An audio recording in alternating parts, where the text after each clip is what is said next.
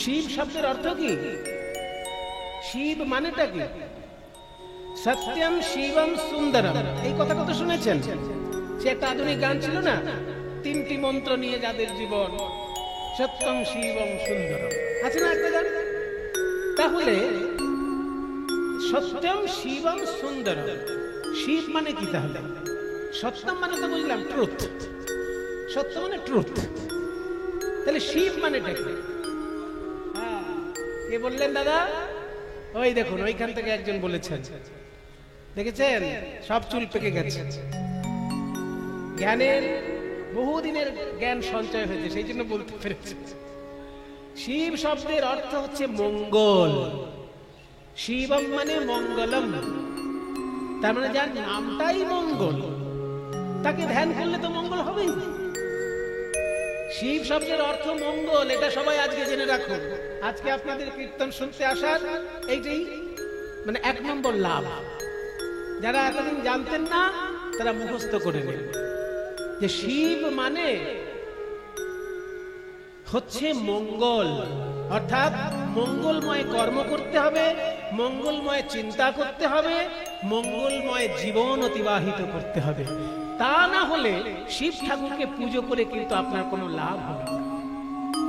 আপনি শিব ঠাকুরের পুজো করছেন মানেই আপনি অপরের মঙ্গল চিন্তা করবেন, নিজেরও মঙ্গল চিন্তা করবেন। আপনি শিব ঠাকুরের পূজারী অথচ আপনি একজনের অমঙ্গল চিন্তা করছেন, তাহলে কিন্তু আপনি শিব ঠাকুরের পূজারী হতে পারলেন না।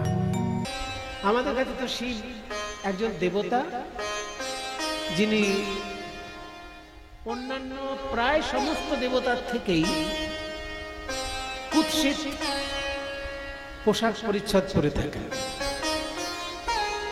শিব ঠাকুর ছাড়া অন্য সব দেবতার পোশাক আর শিব ঠাকুরের পোশাক একেবারে আকাশ পাতাল তফাৎ, তাই না?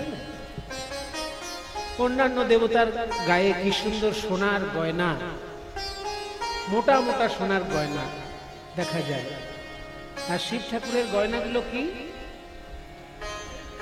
এক একটা সাপ, ছোট ছোট সাপ এই হাতে জড়িয়ে আছে, গলায় জড়িয়ে আছে, সারা গায়ে সাপের অলংকার।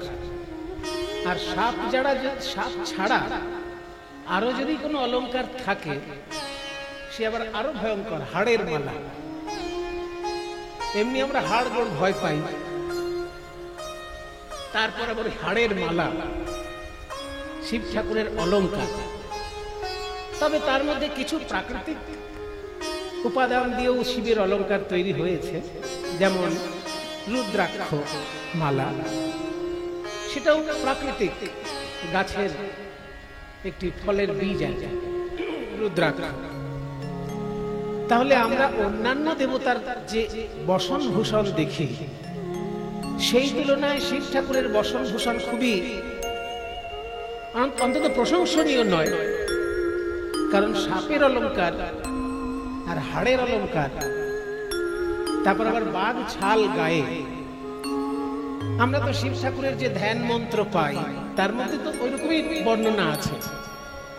যারা ব্রাহ্মণ ঠাকুর মশাই আছেন, পুজো করেন, তারা কিন্তু প্রত্যেক পুজোতেই শিব ঠাকুরের ধ্যান মন্ত্র পাঠ করেন। এবং হয় কি, যেহেতু আমাদের সংস্কৃত পড়াশোনা চর্চাটা কমে গেছে, ওই জন্য যে মন্ত্র বলছেন হয়তো নিজেই তার মানেটা বুঝতে পারছেন না, এমন হতে পারে। কিন্তু মুনি ঋষির তৈরি করা মন্ত্র তারা বলছেন, একটু মানে যারা খোঁজ খবর নেবে তাদের আরো ভালো লাগবে। শিব ঠাকুরের ধ্যান মন্ত্রটা আমি একটু আপনাদের সামনে বলছি, সবাই একটু হাত জোড় করুন। সব থেকে ভালো হয় কূর্ম মুদ্রায় হাতটা রাখা, ধ্যানের সময় কূর্ম মুদ্রায় হাত রাখতে। ওই যে সামনে একজন ঠাকুর বসে আছেন, উনি বুঝতে পেরেছেন, উনি করে ফেলেছেন অলরেডি। কূর্ম মুদ্রাটা কেমন? শিব ঠাকুরের ধ্যান বা যে কোনো দেবতার ধ্যান যখন করবেন, সেই ধ্যানের সময় একটা ফুলটাকে এই আঙুলগুলো দিয়ে ধরবেন। আমার হাতের দিকে ভালো করে দেখুন সবাই, নাহলে বুঝতে পারবেন না। এই যে 5টা আঙুল, তো এই 5টা আঙুলের মধ্যে বুড়ো আঙুলটাকে সামনে আনুন, করুন সবাই করুন, বুড়ো আঙুলটাকে সামনে আনুন সবাই। 5টা আঙুলের মধ্যে বুড়ো আঙুলটাকে এরকম সামনাসামনি, মানে 4টে আঙুলের মুখোমুখি করে দিন বুড়ো আঙুলটাকে। করেছেন?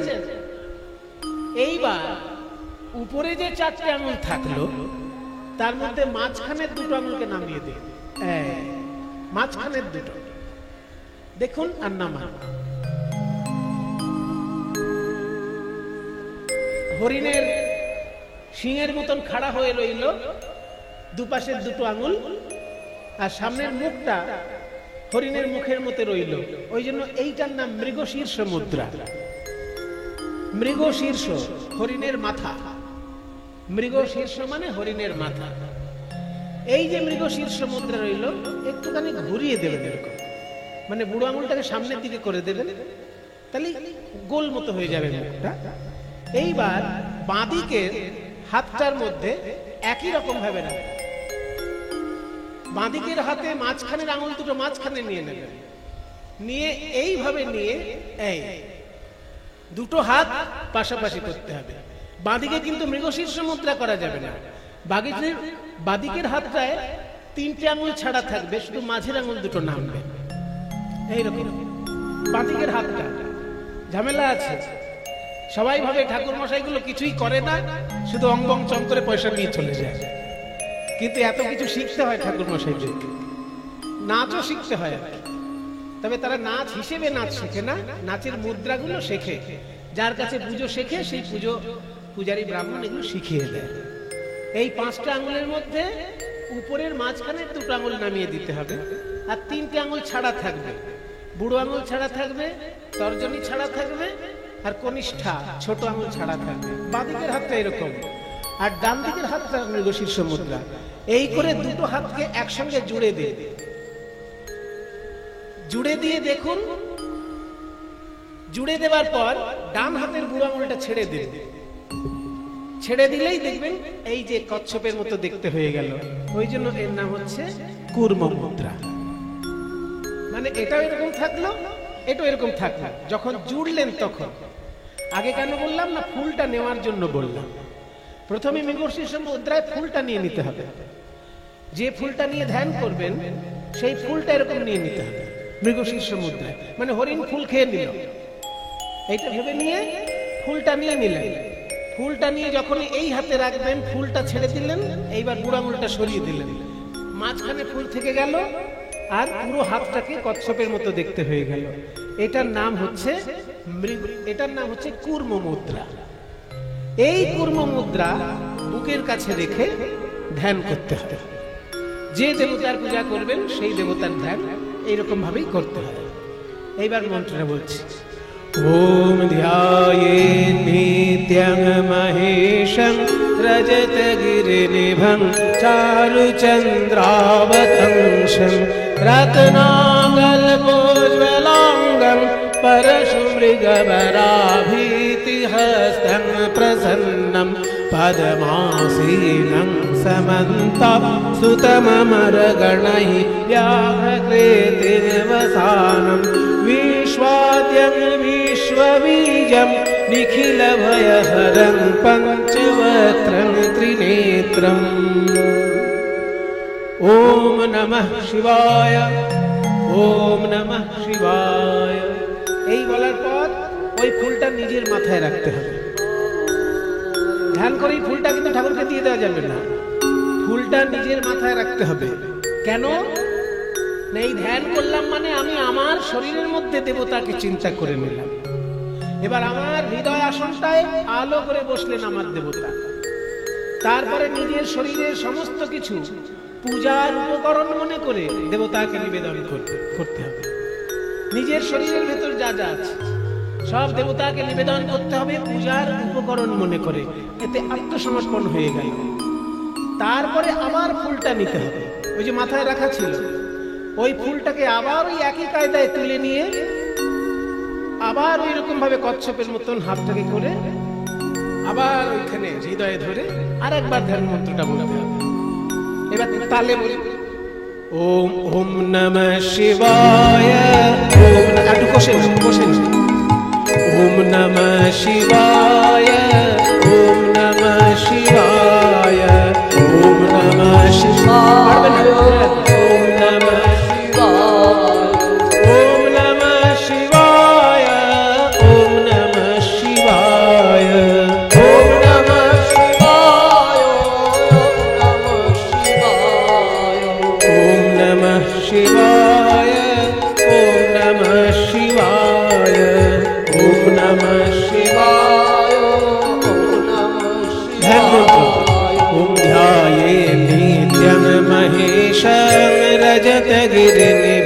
चारुचन्द्रावतंसं रत्नाकल्पोज्ज्वलाङ्गं परशुमृगवराभीतिहस्तं प्रसन्नं पद्मासीनं समन्तास्तुतममरगणैः व्याघ्रकृतिवसानं विश्वाद्यं विश्वबीजं निखिलभयहरं पञ्चवक्त्रं त्रिनेत्रं बोलुन ॐ नमः शिवाय ॐ नमः शिवाय ॐ नमः शिवाय ॐ नमः शिवाय ॐ नमः शिवाय ॐ नमः शिवाय ॐ नमः शिवाय। এটা কিন্তু ঠাকুর মশাইরা পুজো করতে আসলেই বলবেন, সে দুর্গা পুজো হোক, কালী পুজো হোক, আর লক্ষ্মী পুজো হোক, আর সরস্বতী পুজো হোক, যে পুজো হোক, সমস্ত পুজোতেই আগে পঞ্চদেবতার উপাসনা করে নিতে হয়। মনে করুন সরস্বতী পুজো হচ্ছে, কিন্তু সেই সরস্বতী পুজো করতে গেলেও আগে 5 জন দেবতাকে পূজা করে নিতে হবে, তবে আরাধ্য দেবতা সরস্বতী তার পূজা হবে। এই জন্য সনাতন ধর্ম হচ্ছে গণতন্ত্রের ধর্ম। এখানে কারো একজনের দাদাগিরি চলছে না। অন্যান্য ধর্মে একজন দাদাগিরি করছে, কিন্তু সনাতন ধর্ম হচ্ছে গণতন্ত্র। আর গণতন্ত্রটা তো খুব সহজ ব্যাপার নয়। গণতন্ত্রের মধ্যে অনেক ঝুট ঝামেলা আছে, কিন্তু তবুও একজন চা বিক্রেতা একজন প্রধানমন্ত্রী হয়ে যেতে পারে গণতন্ত্রে। সেটা রাজতন্ত্র হলে সম্ভব হবে না, কি তাই না?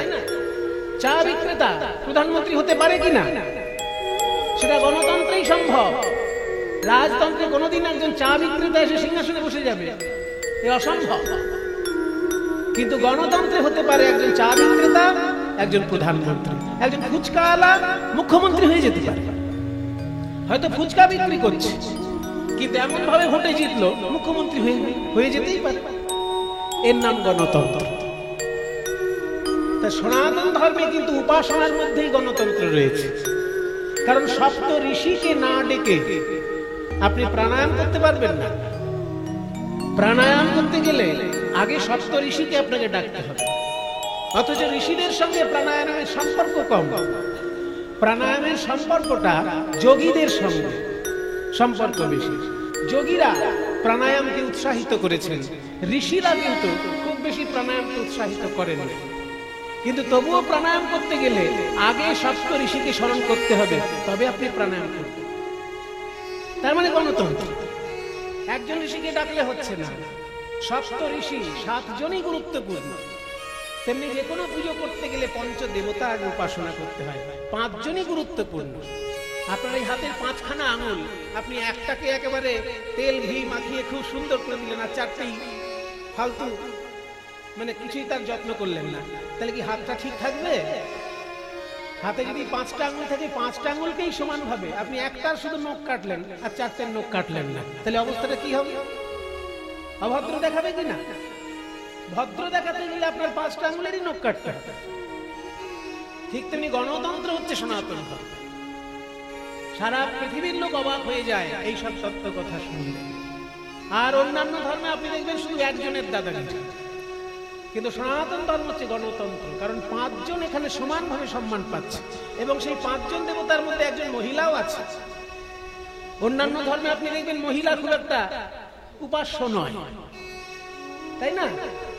অন্য ধর্মে ঈশ্বরের নাম তারা যাই বলুক, সেটা পুরুষ মানুষ, তাকে বাবা হিসেবে সম্মান করা হয়, তাকে প্রভু হিসেবে সম্মান করা হয়, কিন্তু তাকে কখনো মা হিসেবে ডাকা হয়।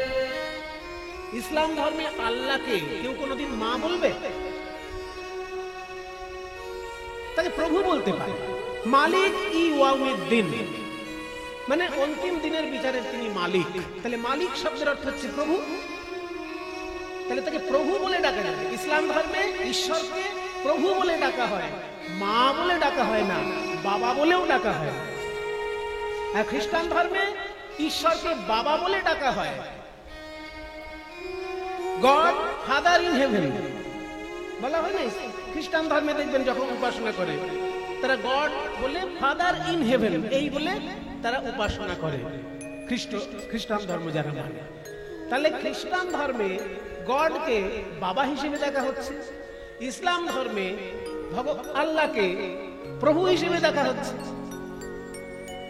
কিন্তু আমাদের ধর্মে দেখুন, ঈশ্বর হিসেবে বাবাও হতে পারেন, যেমন বাবা ভোলানাথ, মাও হতে পারেন যেমন মা কালী, মা দুর্গা, আবার প্রভুও হতে পারেন ঈশ্বর শ্রীকৃষ্ণ, সবারই প্রভু, আর আমরা সবাই কৃষ্ণের দাস।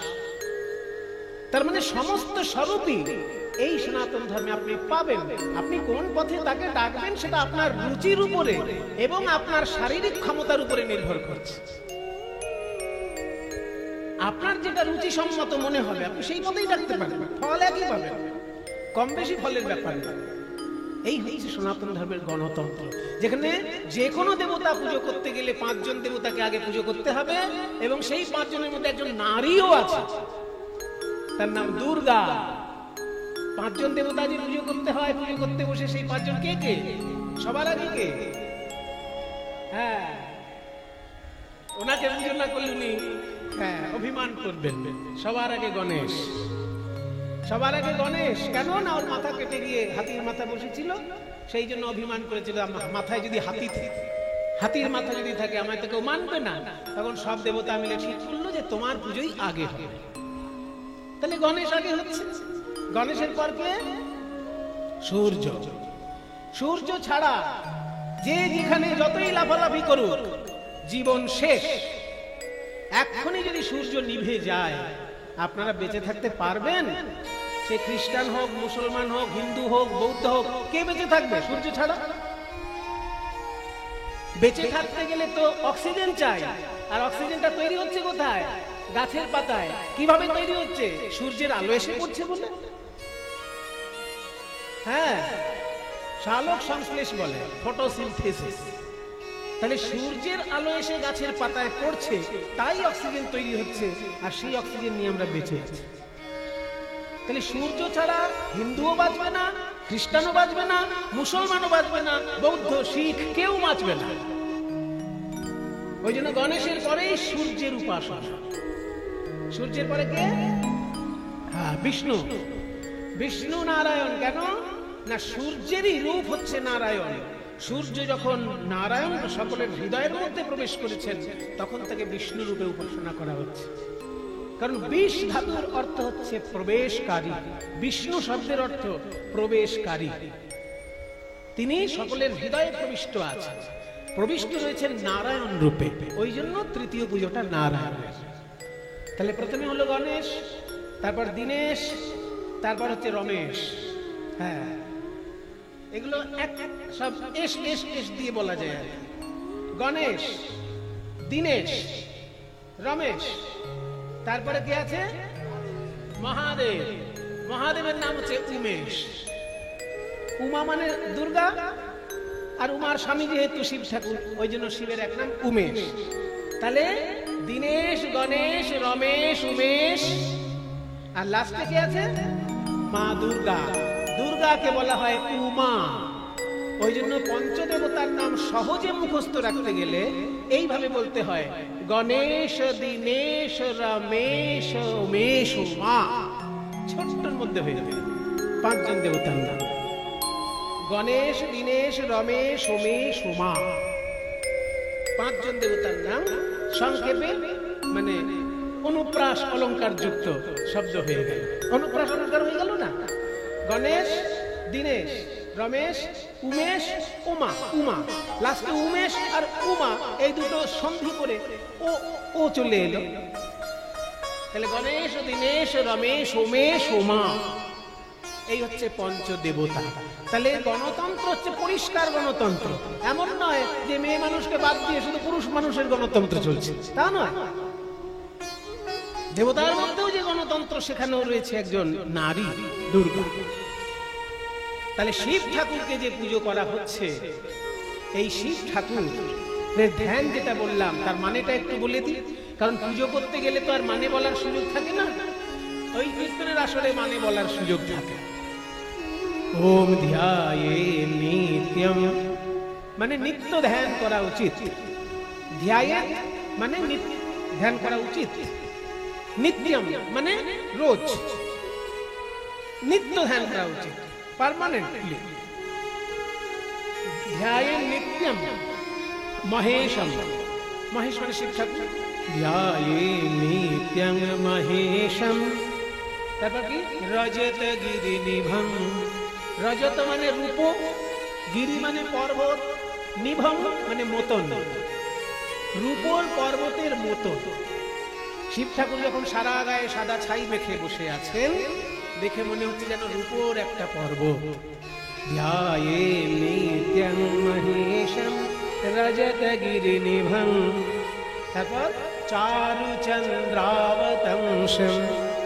চারু মানে সুন্দর, চন্দ্র মানে চাঁদ, অবতংশ মানে মাথার অলংকার।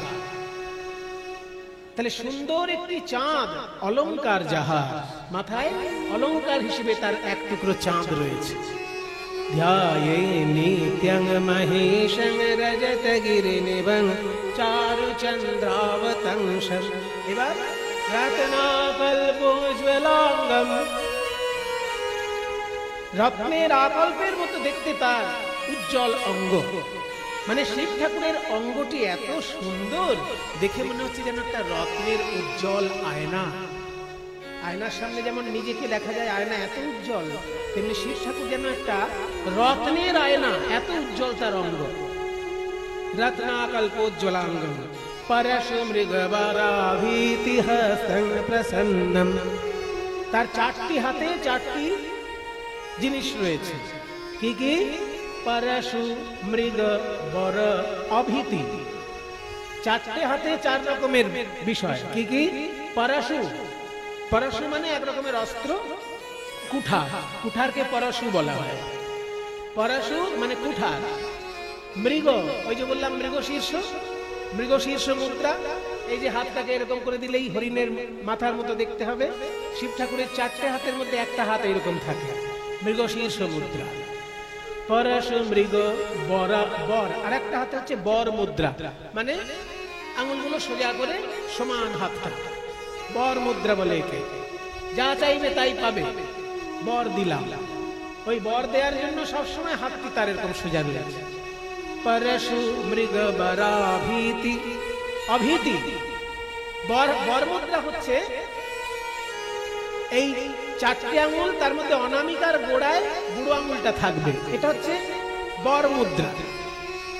আর অভয় মুদ্রা হচ্ছে পাঁচটা আঙুলই যখন সমান থাকবে। অভয় আর বর এই দু রকমের মুদ্রা আছে হাতে। অভয় মুদ্রা হচ্ছে পাঁচটা আঙুলই যখন সমান, তোমাদের ভয় নেই আমি আছি, এইটা বোঝানোর জন্য পাঁচটা আঙুল সমান, এইটা হচ্ছে অভয় মুদ্রা। আর বর মুদ্রা আশীর্বাদ করার জন্য যে মুদ্রা, সেটা হচ্ছে বুড়ো আঙুলটাকে অনামিকার গোড়ায় ঠেকাতে হবে, এইরকম আশীর্বাদ করার মুদ্রা। তাহলে শিব ঠাকুরের চারটে হাতে চারটে মুদ্রা। একটা হচ্ছে পরশু মুদ্রা মানে কুঠারের মুদ্রা, আর একটা হচ্ছে মৃগশীর্ষ মুদ্রা, আর একটা হচ্ছে বর মুদ্রা মানে আশীর্বাদের মুদ্রা, আর একটা হচ্ছে অভয় মুদ্রা, পাঁচটা আঙ্গুলি সমান। এই চারটে হাতে চারটি স্বরূপে তিনি বিরাজ করছেন। পরশু মৃগবরাভীতি হস্তং প্রসন্নম, তিনি সবসময় প্রসন্ন রয়েছেন। পদ্মাসীনং সমন্তাৎ স্তুতমমরগণৈ। তাহলে কি হলো এরপর? ওম ধ্যায়ে নিত্যং মহেশং রজত গিরি নিভং চারু চন্দ্রাবতংশম রত্নাকল্পোজ্জ্বলাঙ্গম পরশু মৃগবরাভীতি হস্তং প্রসন্নম পদ্মাসীনং সমন্তাৎ স্তুতম। পদ্মাসীনম মানে পদ্মাসনে তিনি বসে আছেন। পদ্মাসন আপনারা জানেন, ছোটবেলায় যখন ব্যায়াম শিখেছেন, সব থেকে সহজ আসন পদ্মাসন, কিন্তু ধ্যান করতে গেলে ওই আসনটাই লাগে। পদ্মাসীনম সমন্তাৎ, সমন্তাৎ মানে চারিদিক থেকে। এই যে আপনারা যেমন চারিদিক থেকে আমার দিকে মুখ করে বসে আছেন, এই চারিদিক থেকে, এইটা সংস্কৃতে বলা হয় সমন্তাৎ। পদ্মাসীনং সমন্তাৎ, সমন্তাৎ মানে চারিদিক থেকে। স্তুতম অমরগণৈ, দেবতাগণ চারিদিক থেকে তাকে স্তব করছে। পদ্মাসীনং সমন্তাৎ স্তুতম অমরগণৈ ব্যাঘ্রকৃতিং বসানম। বাঘের ছাল যার অঙ্গে বস্ত্র হয়ে শোভা পাচ্ছে। পদ্মাসীনং সমন্তাৎস্তুতমমরগণৈ ব্যাঘ্রকৃতিমিব সানম। বিশ্বদ্যম, বিশ্বের তিনি আদি, বিশ্বরূপম, তিনি আবার বিশ্বরূপে প্রকাশিত, নিখিল ভয়হরম, সমস্ত ভয় তিনি হরণ করেন।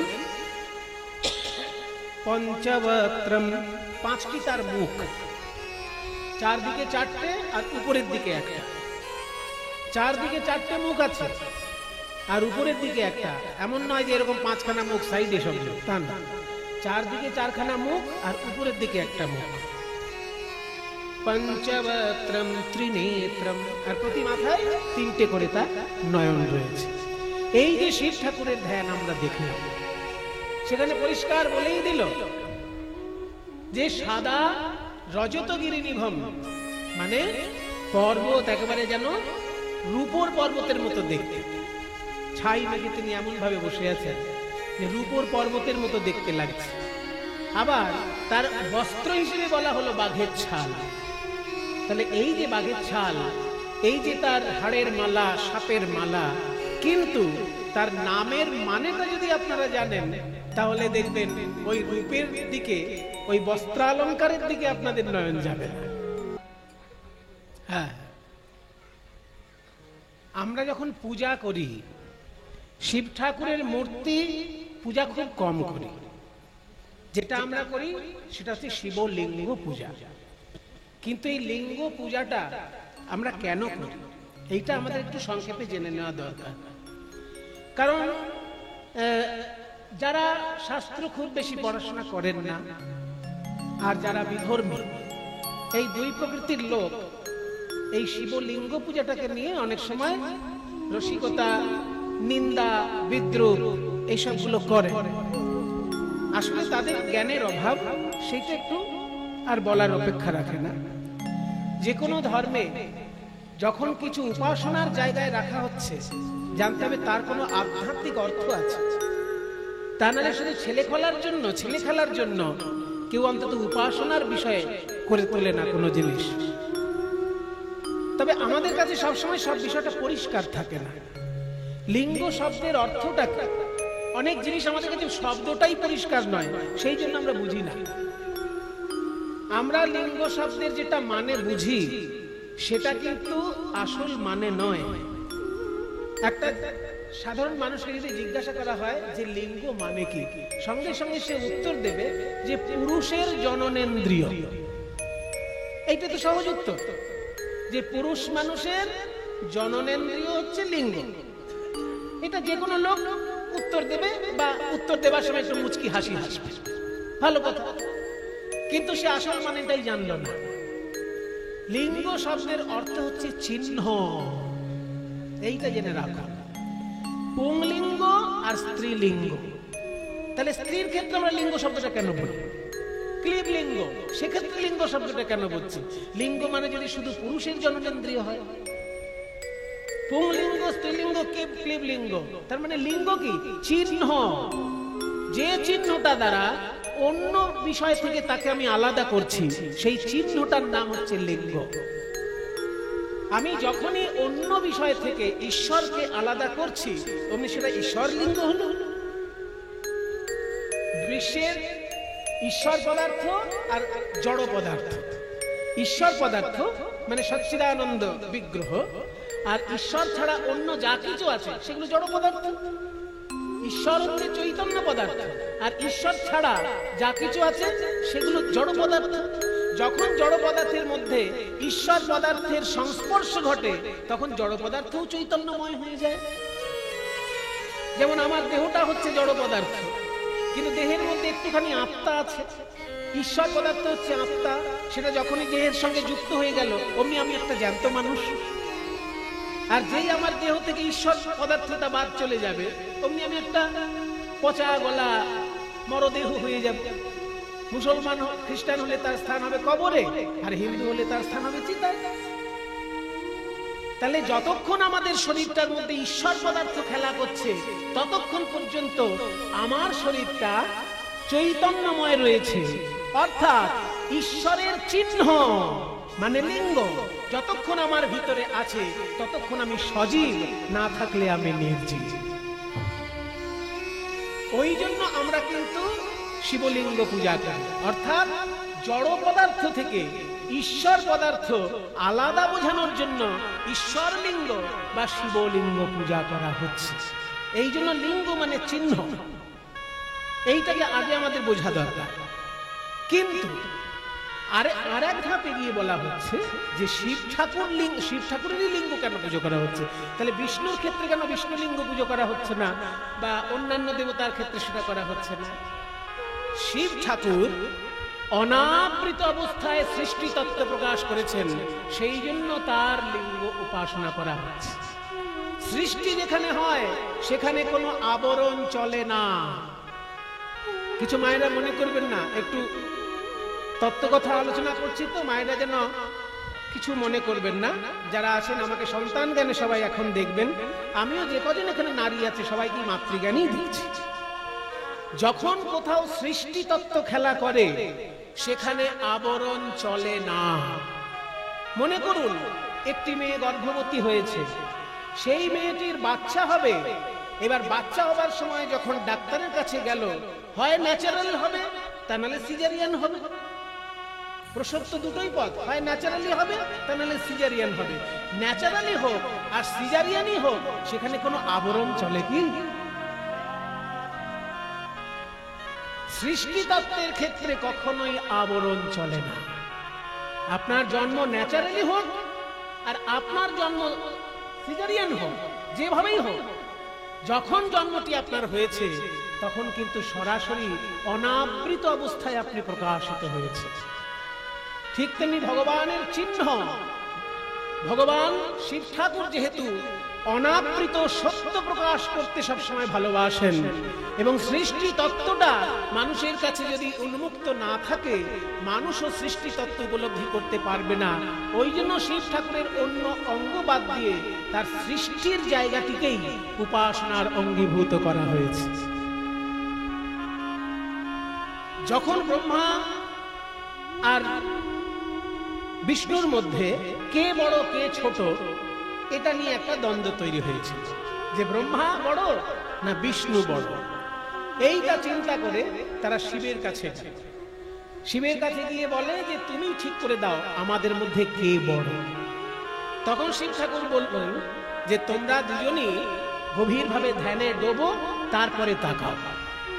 যখন গভীরভাবে ধ্যানে ডুবার পর তাকালেন, দেখলেন বিরাট এক জ্যোতি স্বরূপ লম্বা হয়ে উপরে উঠে গেছে আর গভীর নিচে চলে গেছে। তার কোনো আদিও দেখা যাচ্ছে না, অন্তও দেখা যাচ্ছে না। তার মানে কোথায় শুরু আর কোথায় শেষ এটা দেখা যাচ্ছে না। একটা জ্যোতি, বিরাট বড় স্তম্ভের মতো একটা জ্যোতি, উপরের দিকেও শেষ নেই নিচের দিকেও শেষ নেই। এই বিরাট বড় জ্যোতি স্বরূপ দেখে বললেন যে তোমরা দুজন দুদিকে যাও, যদি কখনো এটার শেষ দেখতে পাও তবে জানবে তার থেকে তুমি শ্রেষ্ঠ। একদিকে বিষ্ণু গেলেন, একদিকে ব্রহ্মা গেলেন, ওই জ্যোতির অন্ত কোথাও করতে পারলেন না।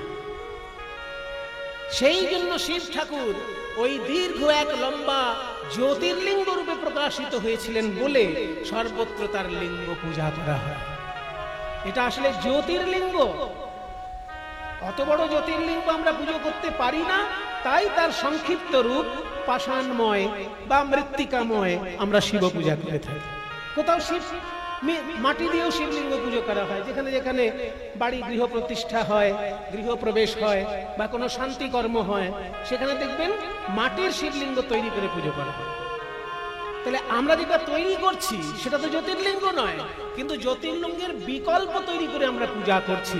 পূজাটা করছি জ্যোতির্লিঙ্গকেই, সামনে রেখেছি আমাদের কাছে একটা প্রতীক।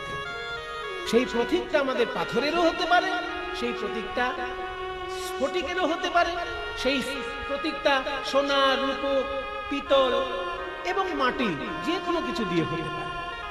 তাই আসলে আমরা পুজো করছি জ্যোতির্লিঙ্গকে, যে জ্যোতির শুরুও নেই শেষও নেই। সেই মহা জ্যোতির্লিঙ্গ হচ্ছে শিব ঠাকুর। আর সেই জ্যোতির্লিঙ্গ ভারতবর্ষে 12টি জায়গায় পূজিত হয়। ভগবান যখন সৃষ্টির অনাবরণ প্রকাশ করেছেন, সেই স্বরূপটাকে পূজা করা হয় শিবলিঙ্গ পূজার মধ্য দিয়ে। এই তত্ত্বটা যদি আমাদের মাথায় না থাকে তাহলে কিন্তু আমরা ঠিক ঠিক উত্তর দিতে পারবো না। আশা করি এইবার আপনাদেরকে কেউ প্রশ্ন করলে আপনারা বলতে পারবেন যে ভাই, আমরা কোনো পুরুষ মানুষের জননেন্দ্রিয় পুজো করি না, আমরা সৃষ্টি তত্ত্বটাকে পুজো করছি। কারণ ঈশ্বরের দ্বারাই এই সৃষ্টি তত্ত্ব পৃথিবীতে এসেছে। ঈশ্বর নিজে অনাবৃত সৃষ্টি তত্ত্ব প্রকাশ করেছিলেন। যখন জগতের সৃষ্টি হয়েছিল তখন কোনো কাপড় ছিল না, তখন কোনো প্যান্ট ছিল না, তখন কোনো লুঙ্গি ছিল না, ধুতি ছিল না। সৃষ্টি তত্ত্ব সবসময় অনাবৃত। এখনো তার প্রমাণ, যখন কোথাও কারো জন্ম হয় অনাবৃত থাকে জায়গাটা। তাই ঈশ্বর সৃষ্টিতত্ত্ব রূপে প্রকাশিত হয়েছেন বলেই তার জ্যোতির্ময় লিঙ্গটাকে উপাসনা করা হয়। জ্যোতির্লিঙ্গ হাতের কাছে পাওয়া যায় না, তাই পাথরের শিবলিঙ্গ বা মাটির শিবলিঙ্গ বা ধাতুময় শিবলিঙ্গ আমরা পূজা করছি। এই জ্যোতির্ময় স্বরূপে শিব ঠাকুর ভারতবর্ষে 12টি জায়গায় পূজা গ্রহণ করে। যদিও অনন্ত শিব মন্দির সারা ভারতবর্ষে রয়েছে, কিন্তু 12টি জায়গায় শিব ঠাকুরের বিশেষ বিশেষ উপলব্ধি হয়েছে। আমাদের অনেক ভাগ্য ভালো, যখন দেশ ভাগাভাগি হয়ে গেছিল ভাগ্যে সেই 12টি শিবলিঙ্গের একটাও ভারতবর্ষের বাইরে পড়ে না, তাই না বাবা? 51 পীঠের অনেকগুলো পেট কিন্তু ভারতের বাইরে পড়ে গেছে। 51 পীঠ, মায়ের যে সতীপীঠ 51টি পীঠ, তার মধ্যে অনেকগুলো পীঠ বাংলাদেশে পড়ে গেছে। এবার বাংলাদেশে কজনের যাওয়ার সুযোগ হতে, আর যা ঝামেলা বাংলাদেশের মাঝে মাঝে হয় কে জানে। কাজে বাংলাদেশে গিয়ে আপনি যে প্রত্যেকটি সতীপীঠে প্রণাম করতে পারবেন সবসময় সেই সুযোগ নাও থাকতে পারে। আর পাকিস্তানকে আমি ছেড়েই দিলাম, সেখানে প্রাণের ভয় নিয়ে সাধারণত কেউই যেতে পারে না। যারা যায় অত্যন্ত প্রাণের ভয় নিয়ে যায়, কপাল ভালো থাকলে প্রাণ নিয়ে ফিরে আসে, তাই না? তাহলে 51 পীঠের মধ্যে বেশ কয়েকটি পীঠস্থান পাকিস্তানে পড়ে গেছে, বেশ কয়েকটি পীঠস্থান বাংলাদেশে পড়ে গেছে। কিন্তু আমাদের কপাল ভালো যে 12টি জ্যোতির্লিঙ্গের মধ্যে একটাও জ্যোতির্লিঙ্গ ভারত দেশের বাইরে পড়ে না। এটা যে আমাদের কত বড় ভাগ্য ভালো সেটা আপনারা উপলব্ধি করলে বুঝতে পারবেন। 12টি জ্যোতির্লিঙ্গ কোথায় কোথায় পাবেন? বেশি পয়সা খরচা যদি করতে না চান তাহলে বাংলার পাশেই রয়েছে ঝাড়খণ্ডে, আগে ঝাড়খণ্ডে গিয়ে প্রণাম করে আসুন। হ্যাঁ, ঝাড়খণ্ডে রয়েছে বৈদ্যনাথ, ওইটা হচ্ছে দ্বাদশ জ্যোতির্লিঙ্গের একটি, কিন্তু প্রথমটি ওইটি নয়। প্রথম জ্যোতির্লিঙ্গ হচ্ছে গুজরাট। গুজরাটের সোমনাথ মন্দির হচ্ছে দ্বাদশ জ্যোতির্লিঙ্গের প্রথম জ্যোতির্লিঙ্গ। শিব ঠাকুর সারা ভারত ভূমিতে 12টি জায়গায় যে আত্মপ্রকাশ করেছেন ওই জ্যোতির্ময় লিঙ্গ রূপে, সেইটার প্রথম স্থান হচ্ছে গুজরাটের সোমনাথ। কিন্তু আমাদের হাতের কাছে রয়েছে যেটা, সেটা হচ্ছে ঝাড়খণ্ড। আপনি যাবেন এখান থেকে নিজের গাড়ি হোক যেভাবে হোক 4-5 ঘন্টার মধ্যেই পৌঁছে যাবেন বৈদ্যনাথ, তাই না? দেওঘর, দেবগৃহ, দেবতার গৃহ বলেই দেবগৃহ বা বৈদ্যনাথ ধাম। এই হ্যাঁ দেবঘর, আর সংস্কৃতে বলা হতো দেওঘর, দেবগৃহ। দেবগৃহ, সেখান থেকে বাংলা হিন্দিতে দেবঘর, তারপরে এখন বটা ওতে পরিণত হিন্দি উচ্চারণে দেওঘর হয়ে গেছে। যাবেন, এটা দ্বাদশ জ্যোতির্লিঙ্গের এক জ্যোতির্লিঙ্গ। আরেকটু যদি পা বাড়াতে পারেন তাহলে বেনারস চলে যাবেন। বেনারসে চলে গেলেই বিশ্বনাথ মন্দিরে প্রণাম করবেন। আজকে শিব ঠাকুরের মন্দিরের প্রতিষ্ঠা উপলক্ষে যিনি এই কীর্তনের দায়িত্ব গ্রহণ করেছেন বা মন্দির যিনি পুনঃপ্রতিষ্ঠা করিয়েছেন, তার নামটাও বিশ্বনাথ, বিশ্বনাথ গুপ্ত মহাশয়। আর দ্বাদশ জ্যোতির্লিঙ্গের মধ্যে এক জ্যোতির্লিঙ্গ হচ্ছে বিশ্বনাথ। সেটা কোথায়? বেনারস। ভারতবর্ষের মধ্যে অত্যাশ্চর্য মহাতীর্থ বেনারস। কারণ এই একটি জায়গায় 5000 বছর ধরে বেদ মন্ত্রের চর্চা, সঙ্গীত চর্চা, যেমন উচ্চ শিক্ষা তেমনি উচ্চাঙ্গ সঙ্গীত, দুটো জিনিসের চর্চা সমান হয়েছে। যখন মুসলমান আক্রমণে বিভিন্ন জায়গায় মন্দির ধ্বংস করে করে মসজিদ তৈরি করা হয়েছে, সেই সময় বেনারসের শিব মন্দির ভেঙেও মসজিদ বানানো হয়েছিল, কিন্তু তবুও সেখান থেকে সংস্কৃতিকে নষ্ট করতে পারেনি। সেইখানে এখনো বেদ চর্চা এবং সঙ্গীত চর্চা একইভাবে রয়েছে। সেই জন্য ভারতবর্ষের মধ্যে বেনারস হচ্ছে এমন একটা তীর্থ যেখানে 5000 বছর ধরে একভাবে বেদ চর্চা এবং সঙ্গীত চর্চা হচ্ছে। ওই জন্য আমাদের খুব প্রণামের জায়গা, খুব শ্রদ্ধা করার জায়গা। তাহলে ঝাড়খণ্ডের পরেই উত্তরপ্রদেশের দ্বার প্রান্ত বেনারস, সেইখানে হচ্ছে দ্বাদশ জ্যোতির্লিঙ্গের আর এক জ্যোতির্লিঙ্গ হল। আর একটু ট্রেনে করে এগিয়ে যাবেন, হিমালয়ের পাহাড়ের মধ্যে একটু ঘুরে আসবেন। পাহাড় ঘুরতে অনেক লোকের ভালো লাগে। পাহাড় দেখতে দেখতে চলে যাবেন ঋষিকেশ, যেখান থেকে পাহাড় শুরু, সেই জায়গাটি হচ্ছে ঋষিকেশ। ওই ঋষিকেশ থেকে যে পাহাড় শুরু হলো, ওই বিরাট বিরাট পাহাড়ের উপরে কেদারনাথ বিরাজ করছে। কেদারনাথের মহিমা আপনারা ইউটিউবে দেখেছেন, টিভিতে দেখেছেন। যখন হিমালয়ের বড় বড় পাহাড় ভেঙে পড়ছে মহাবন্যায়, সেই সময় কেদারনাথের মন্দিরের পেছনে কোত্থেকে এসে একটা বড় পাথর এমন ভাবে আটকে দিল যে সব ভেসে গেলেও কেদারনাথের মন্দির ভেসে যায়। এ মহামহিমা। আশেপাশে সবকিছু ভেসে ভেঙে চুরে তছনছ, কিন্তু কেদারনাথের মন্দির রক্ষা পেল। কোত্থেকে একটা পাথর এমন ভাবে জায়গায় সেট হয়ে গেল যে সেই পাথরটার উপরে সে বন্যার আঘাত লাগলো, মন্দিরে কিছুই হলো না। আশ্চর্য। আমার সৌভাগ্য, আমি ওই কেদারনাথ দর্শন করে এসেছি, কিন্তু ওই বন্যা হবার আগে গেছিলাম। এখন নাকি একটু যাওয়াটা দুর্গম হয়ে গেছে শুনেছি, কিন্তু আমি গেছিলাম যখন বন্যা হয়ে গেছিল তার আগে। আমার জীবনে একটা সংকল্প ছিল যে 2012 সালের মধ্যে আমার যেন দ্বাদশ জ্যোতির্লিঙ্গ দর্শন সম্পূর্ণ হয়ে যায়। কারণ বুড়ো বয়সে তীর্থ হয় না। বুড়ো বয়সে আপনি কোটিপতি হয়ে ঘরের মধ্যে এসি ঘরে বসে থাকবেন আর হাঁপাবেন, কিন্তু তীর্থ হবে না। তীর্থ করতে গেলে আপনাকে 30 বছর থেকে শুরু করে দিতে হবে। হ্যাঁ, প্রথম জীবনে পারবেন না, কারণ প্রথম জীবনে তো ইনকাম করেন না, বাপের হোটেলে বসে খাচ্ছেন। কি করে ঘুরবেন আপনি ভারত? ইনকাম করা শুরু করুন, ইনকামের 40% জমান আর 60% খরচা করে। যদি আপনি অল্প ইনকাম করেন, ইনকামের একটা সিস্টেম আছে, যদি আপনি অল্প ইনকাম করেন তাহলে 60% খরচা করুন আর 40% জমান। আর যদি বেশি ইনকাম করেন তাহলে 20% খরচা করুন, 80% জমান। জমাতে জমাতে এমন জায়গায় চলে যান যাতে মনের আনন্দে সারা ভারত ভূমিটা ভালো করে দর্শন করতে পারেন। পৃথিবী দেখবেন, এ কথা আমি বলতে চাই না, কারণ সেটা আরো খরচা সাপেক্ষ, আরো কঠিন ব্যাপার, না হলেও চলবে।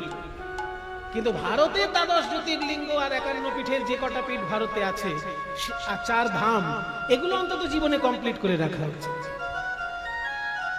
তাই আমার টার্গেট ছিল যে 2012 সালের মধ্যে যেন 12 জ্যোতির্লিঙ্গ দর্শন সম্পন্ন করতে পারি। তো 8 সাল থেকে শুরু করেছিলাম, 2008 সাল থেকে 2012 সালের মধ্যে দ্বাদশ জ্যোতির্লিঙ্গ আমার দর্শন হয়েছে। তাই কেদারনাথ যখন দর্শন করতে গেছিলাম হিমালয়ে, দেখে এসেছি। মাকে সঙ্গে নিয়ে গেছিলাম, মাকেও সেইখানে দর্শন করিয়েছি। তাহলে 3টে হয়ে গেল। ঝাড়খণ্ডে একটা, উত্তরপ্রদেশের দ্বার প্রান্তে একটা, আর উত্তরপ্রদেশ পেরিয়ে গিয়ে হ্যাঁ হিমালয়ের পাহাড়ের মধ্যে কেদারনাথ হয়ে গেল। এইবার ওখান থেকে চলে আসবেন গুজরাট, বা বাড়ি থেকে গুজরাট যাবেন। এক বছরে এক একটা করবেন, তাহলে সুবিধা হবে।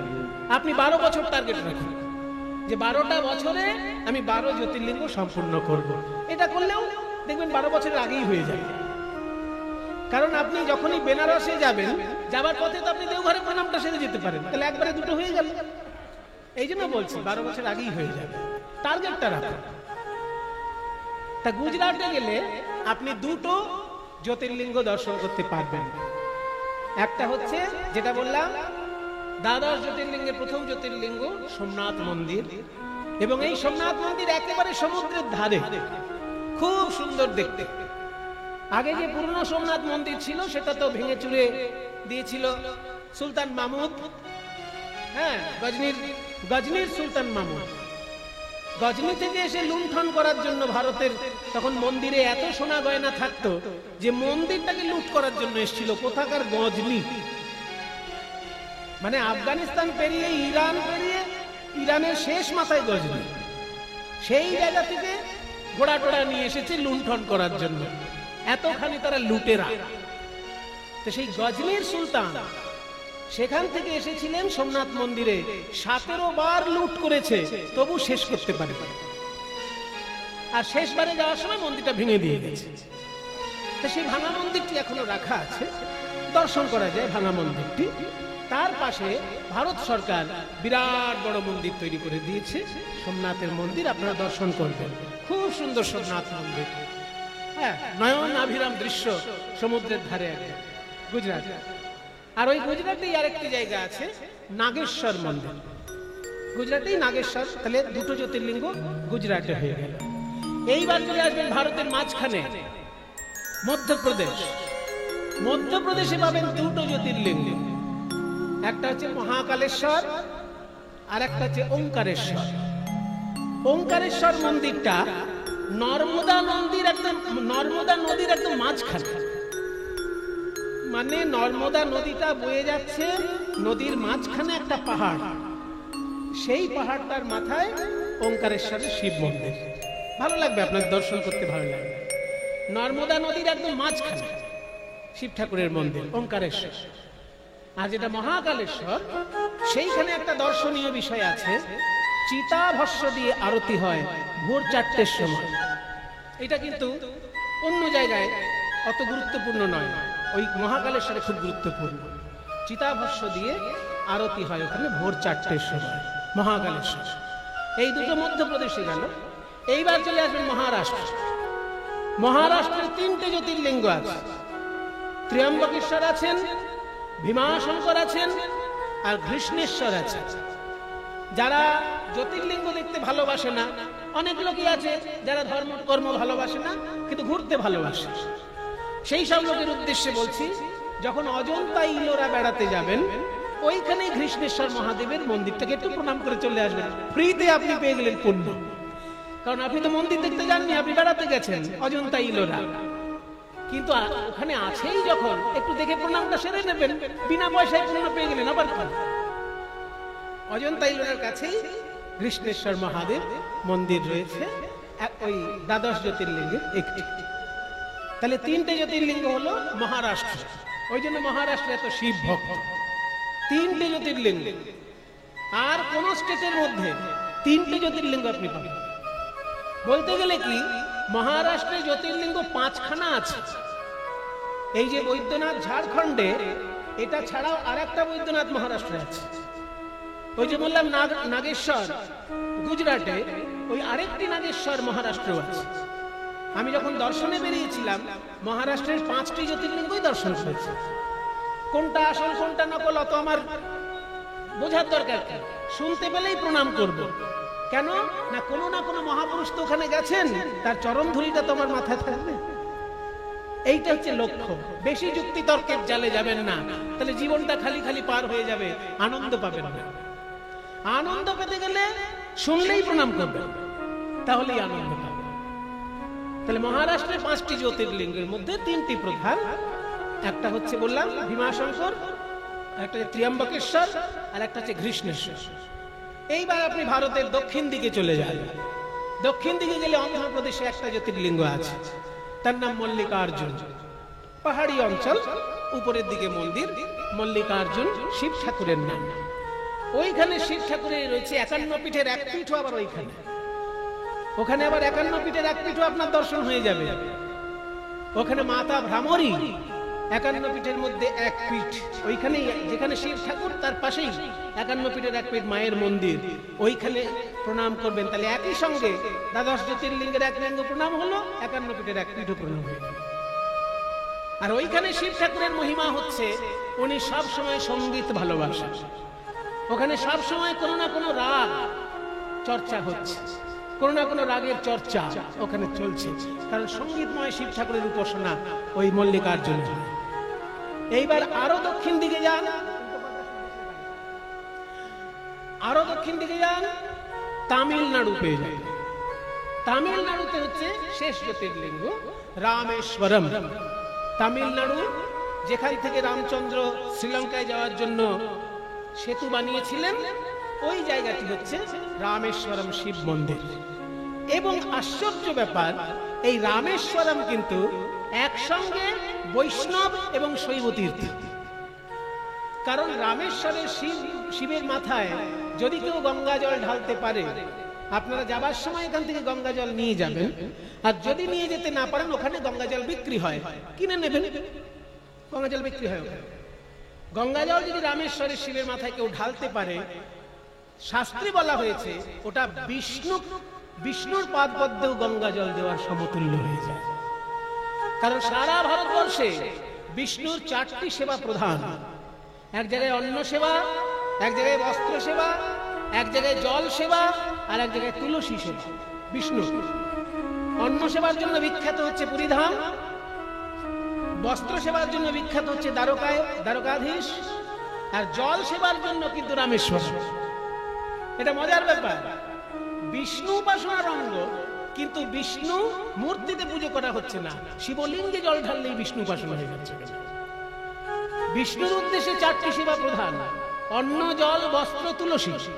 অন্ন হচ্ছে পুরীধাম, বস্ত্র হচ্ছে দ্বারকা, আর জল হচ্ছে রামেশ্বরম। গঙ্গা জল নিয়ে গিয়ে রামেশ্বর শিবের মাথায় ঢাললেই বিষ্ণুকেও দেওয়া হবে। আর তুলসী সেবা হচ্ছে বদ্রীনাথ, যেখানে কেদারনাথ, ওই রাস্তাতে কিছুটা আগে বাঁদিক দিয়ে বদ্রীনাথ, ডান দিকে বদ্রীনাথ চলে গেল, আর বাঁদিকের রাস্তায় সেটা কেদারনাথ চলে গেল। কেদারনাথ আর বদ্রীনাথ একই লাইনে, ঋষিকেশ থেকে যেতে হবে। হ্যাঁ, হরিদ্বার ঋষিকেশ থেকে যেতে হবে। বদ্রীনাথ আর কেদারনাথ একই, বদ্রীনারায়ণ। তাহলে তুলসী সেবা বদ্রীনারায়ণ, জল সেবা রামেশ্বরম, অন্ন সেবা পুরীধাম, আর বস্ত্র সেবা দ্বারকা। এই 4টে জায়গা।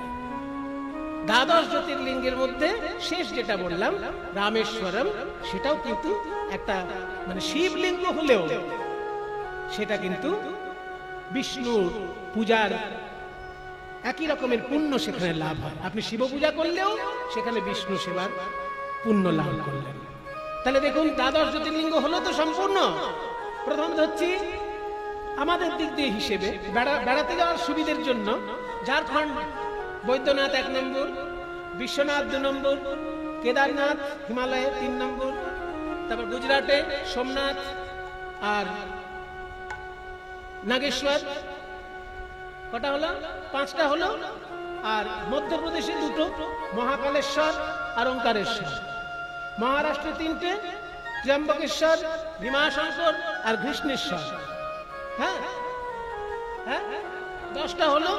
আর একটা হচ্ছে অন্ধ্রপ্রদেশ মল্লিকার্জুন, আর একটা হচ্ছে তামিলনাড়ু রামেশ্বরম। এই হচ্ছে দ্বাদশ জ্যোতির্লিঙ্গ। জীবনে অন্তত চেষ্টা করবেন সম্পূর্ণ দর্শন করার। আর আমি 12 সালের মধ্যেই দর্শন করতে পেরেছি, এইটুকু। মাকে সঙ্গে নিয়ে অনেক জায়গায় গেছি, মাকে সব জায়গায় দেখাতে পারিনি, কিন্তু অনেকটাই মাকে দর্শন করাতে পেরেছি। সবাই মিলে একবার বলুন, শিব ঠাকুর কি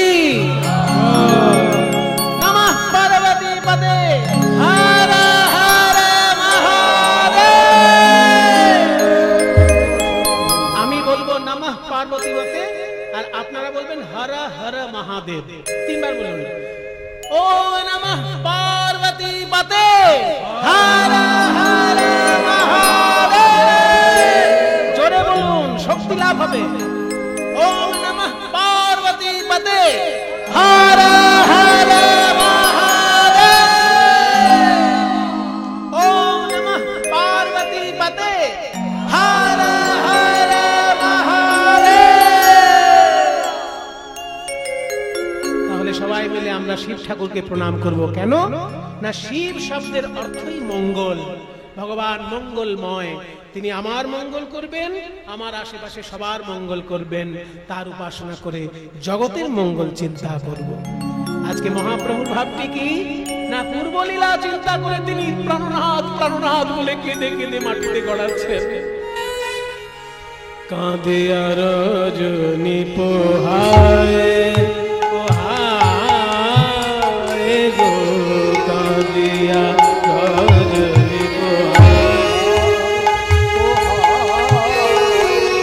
কাঁদিয়া রজনী গম্ভীরা ভিতরে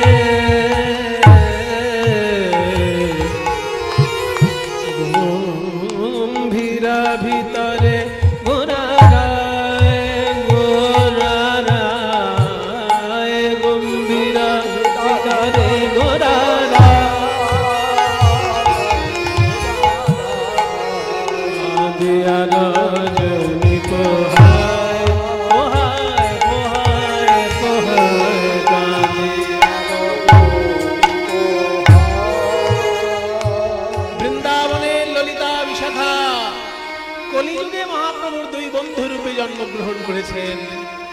স্বরূপ দামোদর আর রামানন্দ রায়। স্বরূপের গলায় ধরি গলায় ধরি প্রভুর দু নয়নে বহে বারি।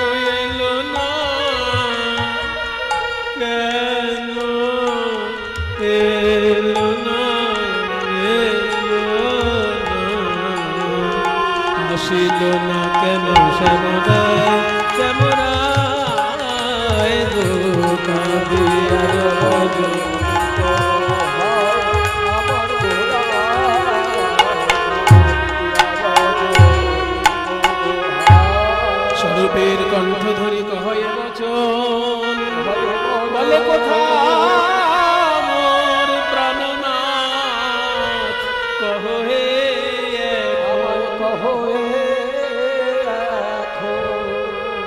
স্বরূপের সঙ্গে কথা বলতে বলতে কাঁদছেন পূর্বের ভাব অনুভাবিত হয়ে।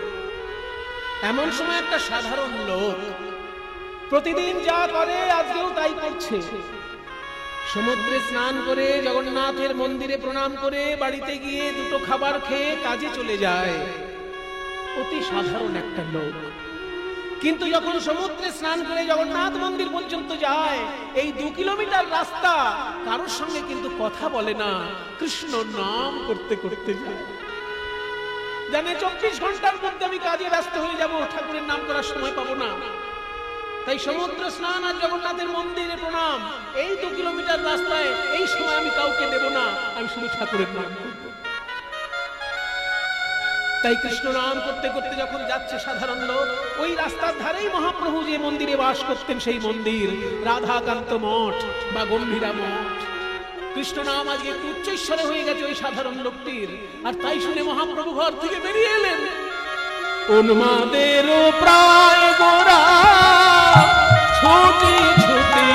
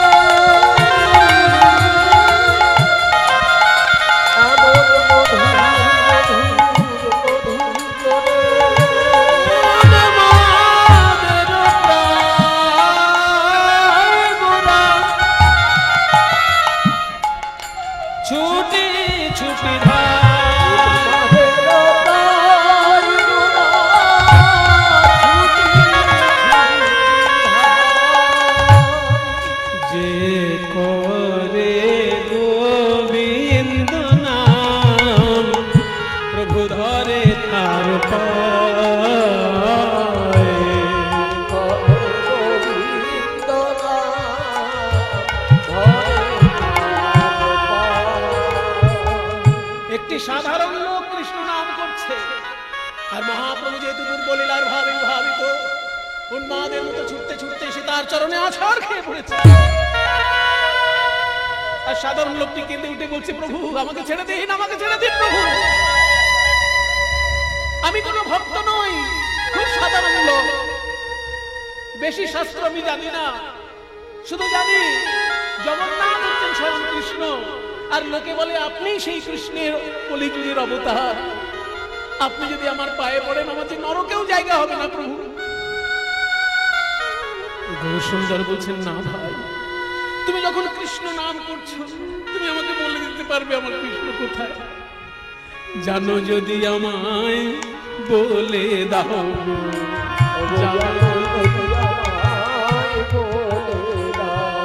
আমি কোথায় গেলে পাবো তারে, জানো যদি আমায় বলে দাও, আমি কোথায় গেলে পাবো তারে, জানো যদি আমায় বলে দাও, আমি কোথায় গেলে পাবো তারে, যার নাম শুনায় আমায় পাগল কইলে, কোথায় গেলে পাবো তারে, নাম শুনায় পাগল কইলে, কোথায় গেলে পাবো তারে, জানো যদি আমায় বলে দাও।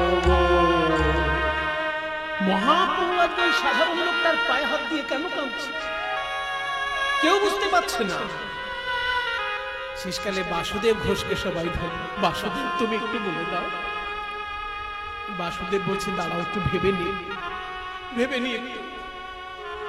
আসলে মহাপ্রভু ওই যে সাধারণ লোকটির পায়ে হাত দিয়ে কাঁদছেন, মহাপ্রভু আজকে মহাপ্রভু নেই, উনি আজকে ভাবে বিভোর হয়ে গেছেন রাধারানী। আর যে লোকটি কৃষ্ণ নাম করছে তাকে মহাপ্রভু নারদ মুনি ভাবছেন। একদিনকে নারদ বিনা বাজাতে বাজাতে কৃষ্ণ নাম করতে করতে বৃন্দাবনে এসেছিল। সেই সময় রাধারানী ওই নারদ মুনির কাছে কৃষ্ণ কৃষ্ণ বলে কেঁদে উঠেছিলেন।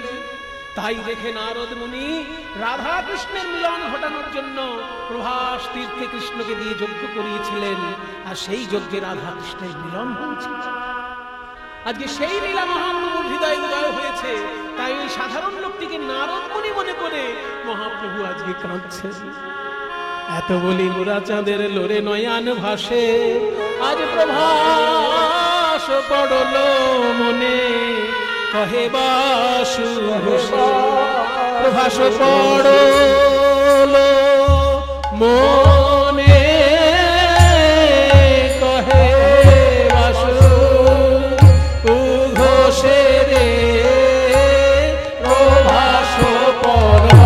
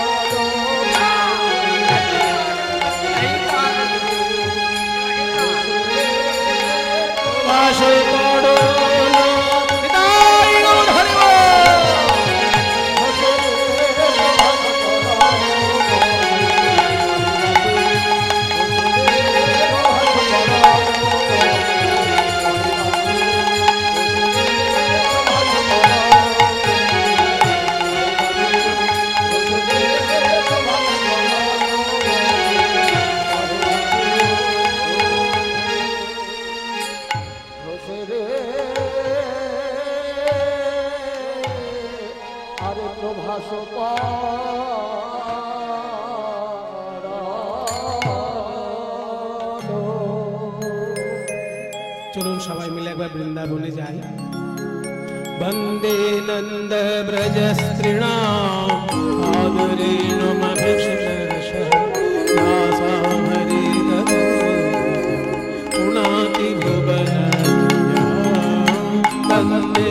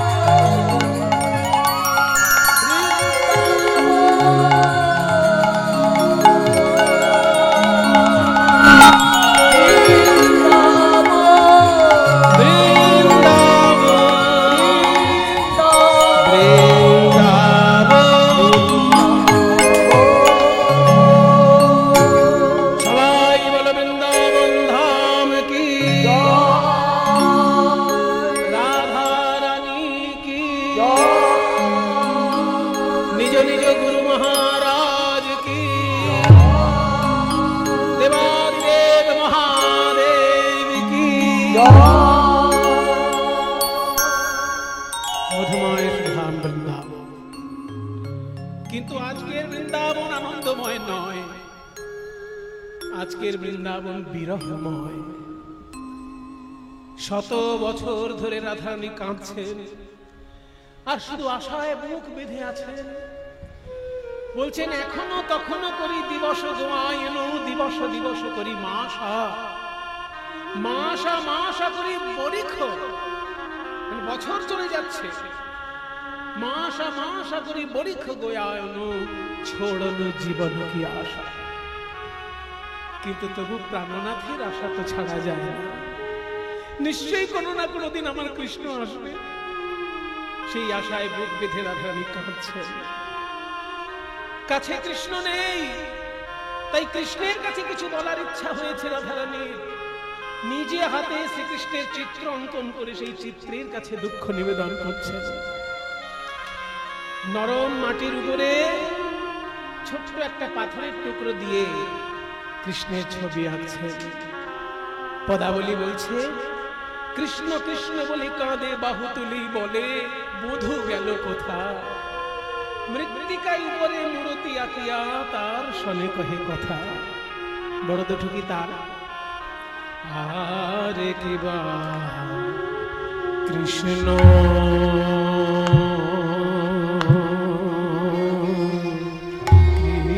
কৃষ্ণ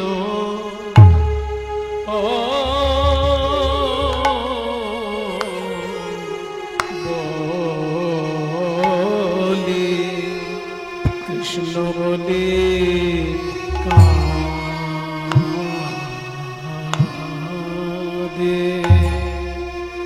বাহু